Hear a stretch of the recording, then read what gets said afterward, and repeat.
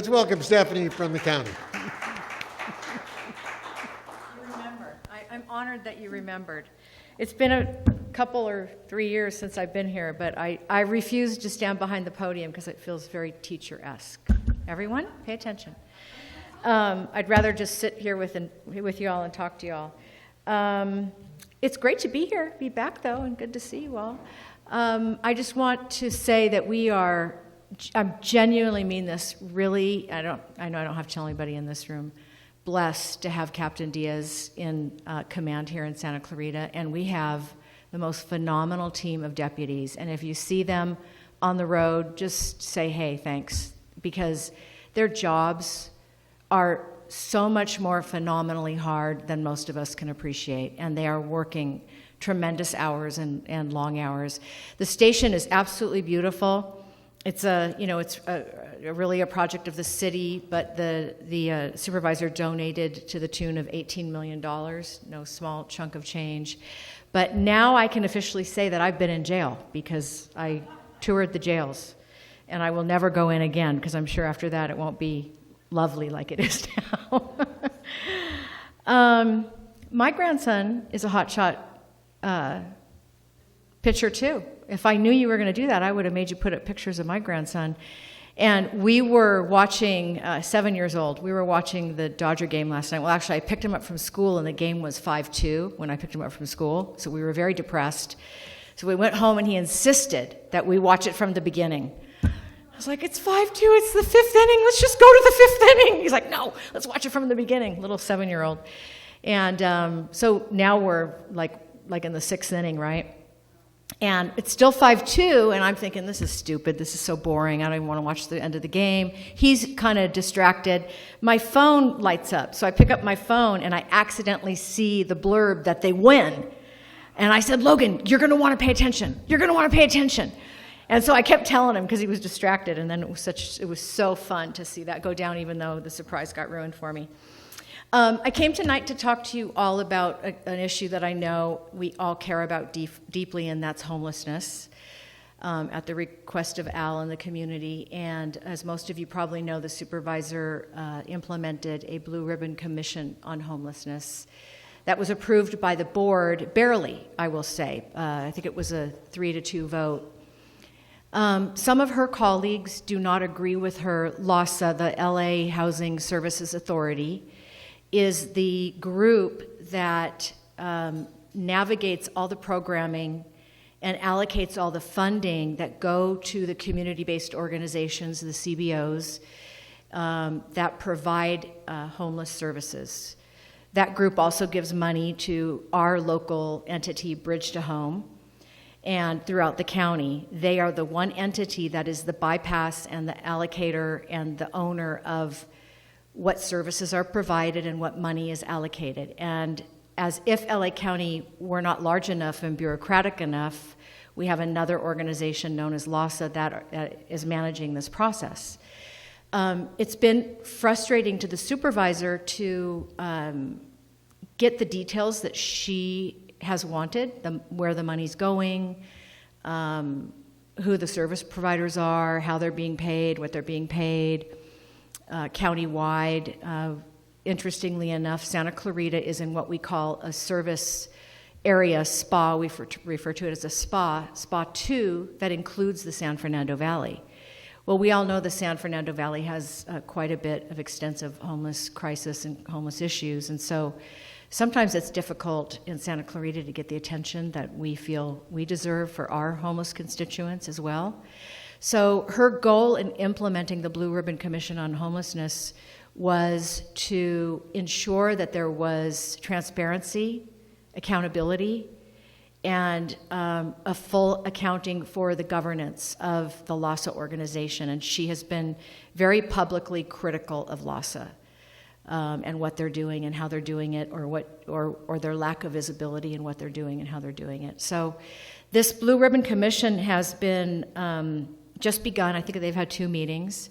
It'll be a 6-month program, and then they'll sunset at the end of 6 months, and they'll provide a report back to the board with their recommendations. It's meant to be a 12-member panel, but I don't believe LA City has elected to participate in the commission.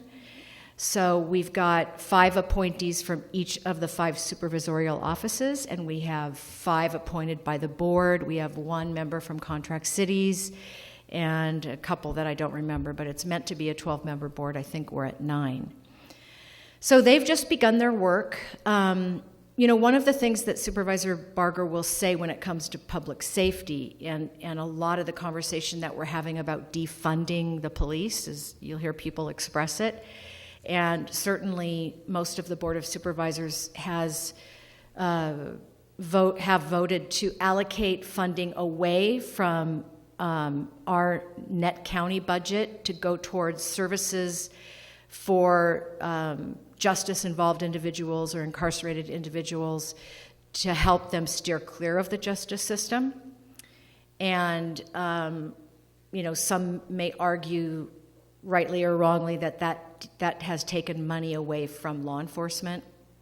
There's certainly many budget issues in the Sheriff's Department right now, so it's a very complex issue that we certainly won't travel down that road here tonight. But one of the reasons I respect the supervisor so much and it's such a joy to work for her is because she has said those 2 things are not mutually exclusive.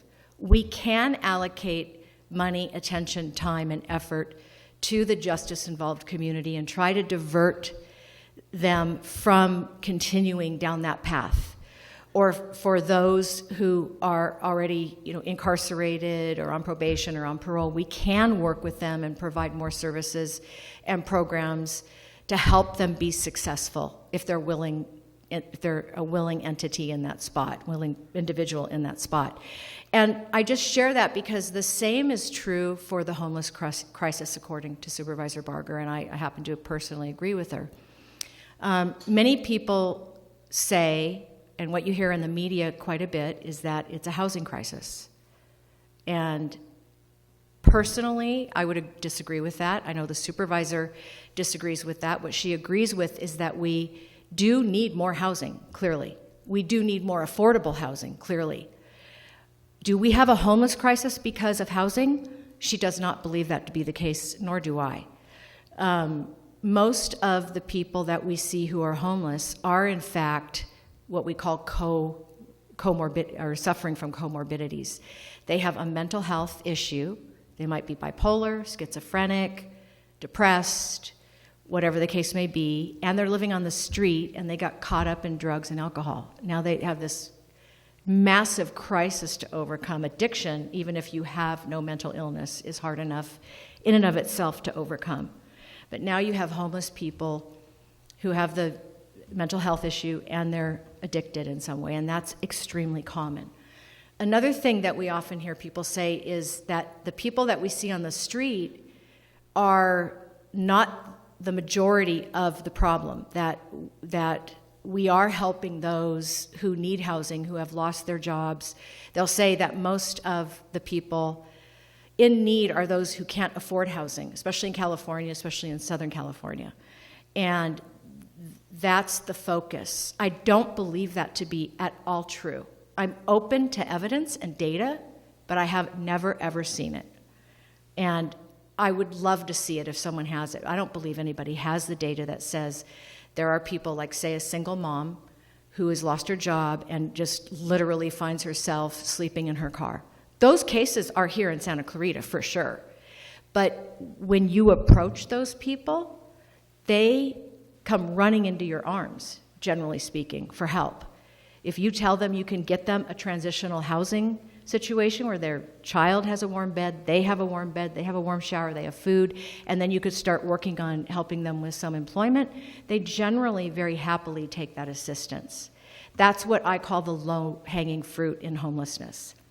Captain Diaz will be the first one to tell you, and I've heard our homeless outreach advocates say it's typically a minimum of 12 interactions with a homeless person to get them to accept help. That's a lot of work, and there's not enough staff to, constantly engage with the same people over and over again.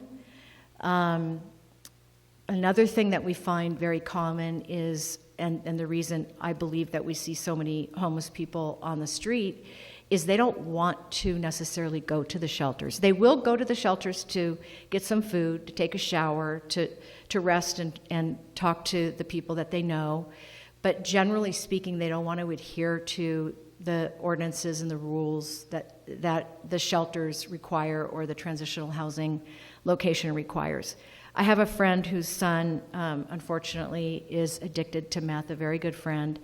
And he told her, he was in Santa Barbara on the streets, and she went to go find him, and she said, please let me take you somewhere so you're not cold. And he said there was no way he was going to go to a shelter. He was, willingly, purposely living on the street. So I think I hope that gives you the framework and the gist of where Supervisor Barger is headed, in addition to believing that we need more transparency in governance, in funding, in programming that is being managed by LAHSA through the Measure H funding, and there's a lot of funding. And if funding were the issue, homelessness crisis would have been solved. Think about that. Think about the millions and millions of dollars that LA County is taking in that 1/2 cent tax that we all pay and don't feel. Millions and millions of dollars, and yet the homeless crisis is not solved. Money is not necessarily the problem, the way we're spending the money now. And Supervisor Barger would like to drill down and find out how we can be more responsive and find real solutions. Something else I was going to say. Oh, mental health.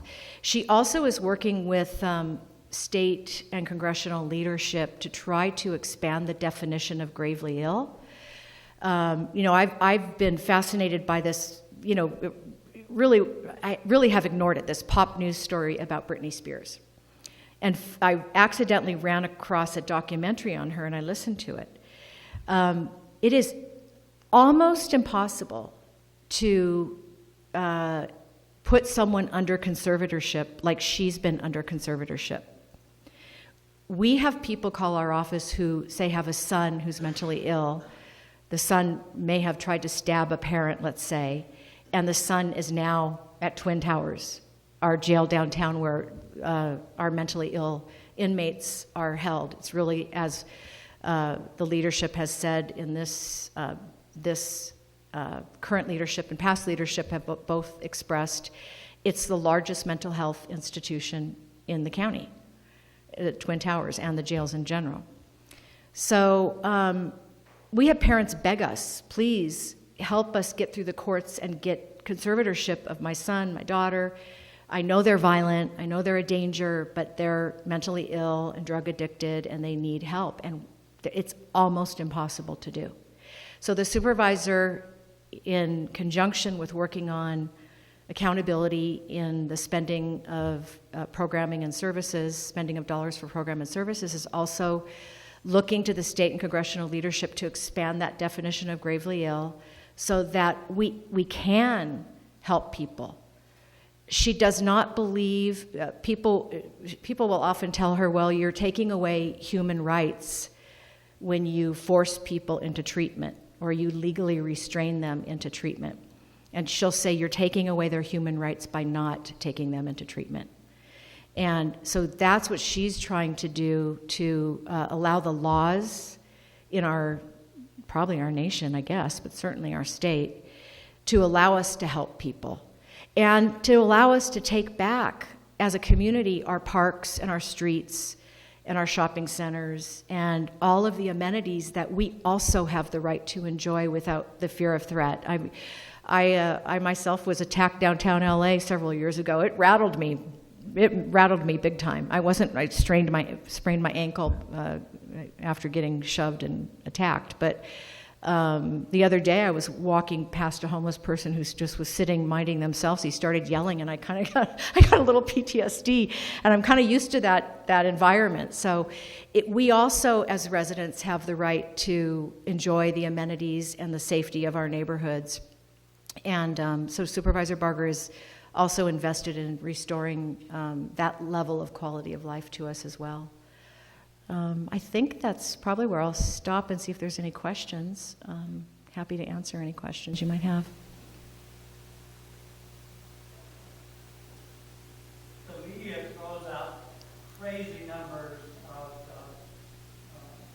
people that have come here from other states.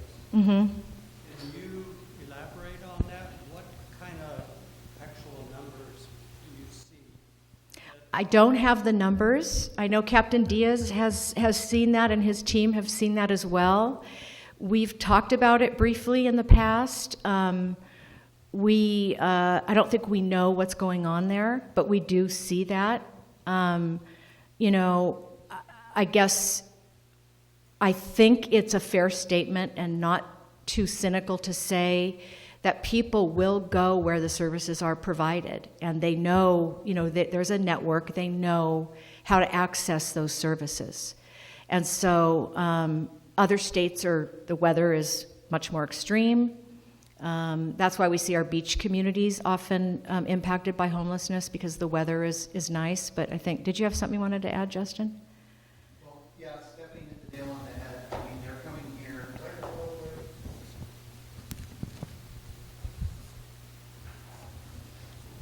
Thank you. Yeah, it's a great question. Stephanie hit the nail on the head. The services are here in California. The weather is here in California.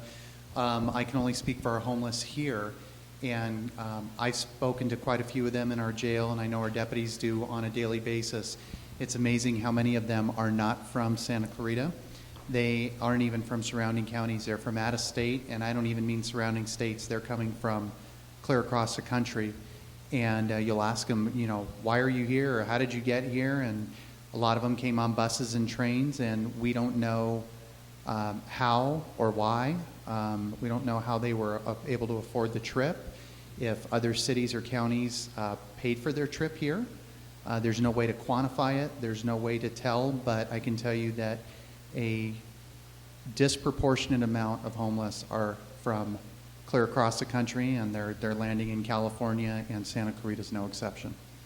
And how they get here, other than they're coming on a bus or a train, is beyond me. So it's disturbing to me, the military, is the crazy numbers that they throw out that are in the military. And in talking to a few of them, they're not military. There are some obviously some military. So. We do see a pretty large number of military homeless veterans, and the Board of Supervisors, as you probably know, over the past several years has funded a MET team, several MET teams, mental evaluation teams, that pairs a social worker with a deputy. They do absolutely phenomenal work. They're hugely successful. And the board recently approved a budget to increase our VMET team for veteran services. So we do see a fair amount of veterans on the street, unfortunately.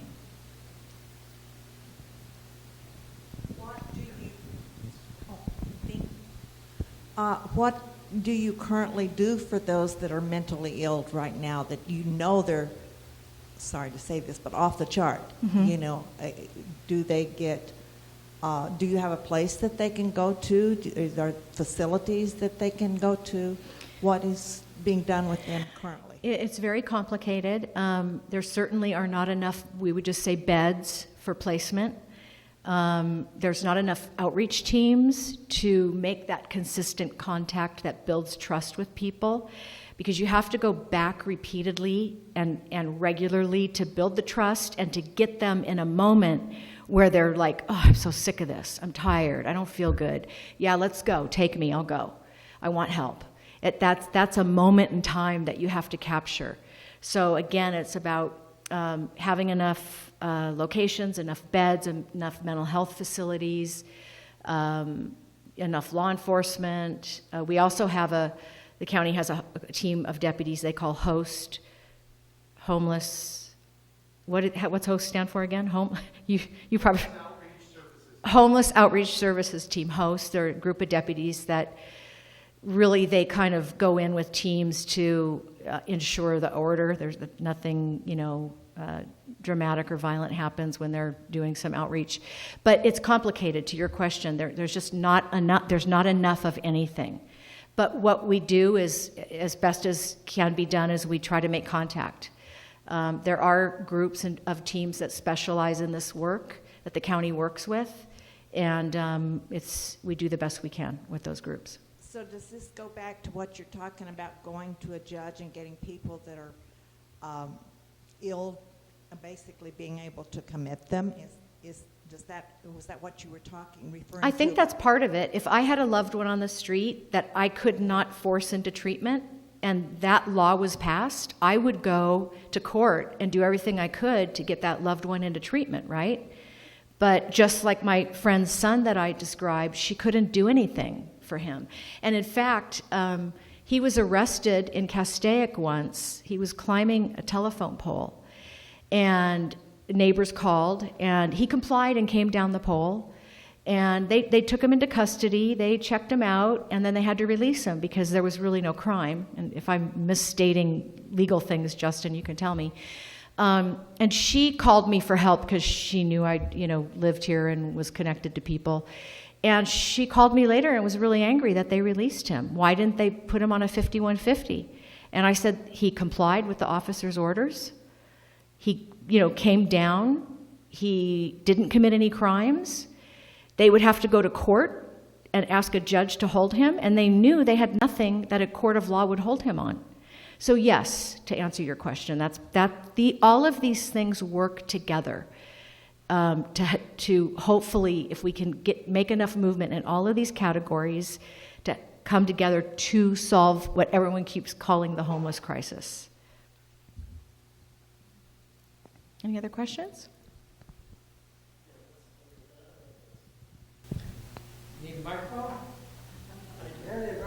I do. Yeah, I hate microphones, but the one thing about this whole situation, especially with Measure H funding, I mean, we weren't naive about this in 2017, but the city of Santa Clarita was, and I blame a good deal on the council members, because I remember going to the council meetings and asking them, what are you doing to make sure that the correct number of dollars comes back to Santa Clarita? And they didn't do anything. So a little while back, Marsha McLean at a council meeting said, we're donating about $8 million a year to Measure H. No, it was Measure H 4 years ago? So it's $32 million. And we've gotten back, what, 250,000? Well, no, you've gotten back a lot more than that. But nowhere near. Nowhere near. You're absolutely right. Let me step back a second, Al, to your question. I'm not here to defend the city of Santa Clarita or the council, but they have expressed, along with many other cities under the LA County umbrella, they have expressed their desire to see more of that funding come directly to them. And that's a board decision. That takes a 5-person vote to make that happen. So, I think that they have expressed their concerns. You're right. The city, I haven't looked at the numbers. The city does say it's $8 million, and that's a very fair statement. Where is that money going, and how? That's part of what the supervisor is trying to solve, to get the money to the right people who can do the best job and be most accountable and transparent. Well, I absolutely agree with you that part of the problem is the way shelters operate. And we've heard that here at our shelter, and I made suggestions to Bridge to Home, because what we've heard is that a lot of homeless individuals do not want to go to the shelter because the shelter goes through their personal belongings to make sure they don't have anything that they're not supposed to have. And in some cases, they take away things that they believe they should have. So I suggested to the shelter, why don't you have some kind of an area outside where people could put their personal belongings, lock them up, go in your shelter. You know they wouldn't be bringing stuff in that would be detrimental, but they don't want to do that. Mm-hmm. So they're as much a part of the problem as the individuals out on the street. And right now, the Bridge to Home, I'm going to see if I can get Bridge to Home here at either November or January because they're claiming they're going to build a permanent shelter for $2.5 million. Now, I don't think there's anywhere near a way they can do that, and I don't think they even have the $2.5 million that they need. So right now, we've got them on Pine Street, right? And I'll bet that when the 2 years are up, when they're supposed to move out of Pine Street, we'll hear the same thing that we hear from them every time they want to move, is that they don't want to go. And I go over to the ground that the city gave them, which they just had a big ribbon cutting a few months ago because they finally got water on the property. There's nothing happening over there. Yeah. So one thing that the supervisor could help us with is some way to encourage the creation of that permanent shelter on the land that the city gave them. We're very intimately involved in that process, along with the city of Santa Clarita. I've put my eyes and ears in much more detail than I wish I had to on their numbers. I don't think that I've ever heard them say they're building for $2 million. That's not the numbers that I have, and they've never said that to me. So I have them clarify that. Yeah, they did come up and say they were generating a $2.5 million fundraiser because that's what they needed. Well, that's their fundraiser, Well, but that's not the project build. okay, so Yeah. so they really can't build for that. If I look at the shell from the senior center, that was an $11 million building. So I'm thinking that they're going to need somewhere around $10 million to get that building up at least. Yeah. Well, we're the city and the county are working with them on that very closely. Going back to your question about having people drop off their belongings, I'm not the homeless expert, but homeless people are very sensitive about leaving their belongings. But also, it doesn't really solve the problem, and I'm sure Captain Diaz will tell you that on their person they might have a knife or have something else that's dangerous, so it doesn't really, alleviate a lot of the security issues. And Al, the last thing is, on their person, they don't have the funding, Al. They don't have the funding and the staffing for that. They don't even have the funding and staffing to do everything they would like to do. That's something they just don't. They don't have it. Well, I was just saying, right now, if a homeless person goes to Bridge to Home, they look through their possessions. Well, I'm just saying, put the possessions outside and let them come in. If they have a knife on their person now, it's no different than if they have a knife on their person after you look through their possession, unless you're frisking them before they go in, and I don't think you are. So it's no difference. It's an idea that in some cases, well, I think that homeless people come, the question of why we have so many homeless, because they're allowed to be here. That's why they're here. I mean, I remember back in the 80s when I went to a seminar in San Diego, and I'm in this really, really pretty hotel that had just been totally renovated. I'm in the bar. I'm being a good kid. I'm in the bar, and the bartender says to me, you're going to the seminar at the convention center. And between the hotel and the convention center was a park. He said, don't go through the park. Yeah. Right? Because the park is a problem, right? And it's full of homeless people, and people get mugged going through the park. Now, the only reason why they're in that park was because they were allowed to be there. And the only reason why they're down half the streets in LA is because they're allowed to be there. And I understand that the state is a great part of this problem in creating the laws that allow that to happen. But I don't think you're going to be able to put a notch in this belt until you're able to make it so that a person's municipal property, the sidewalks, the streets, belong to everybody. And you can't just block them and live there. And until that happens, we're going to be in this position forever. Yep. You agree? I agree. Okay.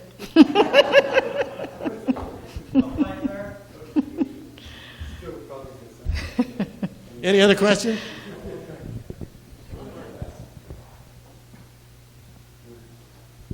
First of all, I'd like to publicly thank Supervisor Barger, who's a tremendous advocate for our community. We see her fighting for the fire department and these type of causes continuously on TV. I've had kind of a the honor to get to know, I guess you'd say, it maybe anywhere from a dozen to 24 homeless people in the last 6 to 10 years here in the Sierra Highway Soledad corridor, just as part of a Crime Watch group. 3 things happened to everybody I know. I don't see them anymore. Either it's a horrible medical situation, takes them off the street. The other thing would be they move out of state, or they're incarcerated. And I know our Sheriff's Department, the homeless outreach, the CPU deputies do a great job of trying to take care of that. But I have actually seen the change here in our corridor here. A question for you. How many different government agencies, this is county, is there a state, is there a federal, is there a city? How many government agencies, as sitting in the peanut gallery at home we see homeless, how many different agencies are there? And how do they interact, if at all? What's probably the most beneficial to, like, Santa Clarita? And lastly, how much time does the homeless issue take up for in a Supervisor Barger's day? Oh, a tremendous amount of time, and it's a priority for her. And we have a homeless deputy that focuses on this issue as his sole responsibility. When you say agency, you mean government entities of some kind? Well, we see state, I guess the Super 8 is funded by the state. Yeah. Project Room Key, yeah. County program, are there federal monies coming in? Ellen's just talking about the city council. Is it all these different government agencies? Is that part of the problem, trying to get them all? Well, I mean, yeah, of course, on any issue, when there's, at the federal, state, and local level, it gets complex. But yes, as it relates to Project Room Key, it was funded by the feds and the state and run by the county. So that's how Project Room Key worked. I stayed behind the podium the whole time, Al.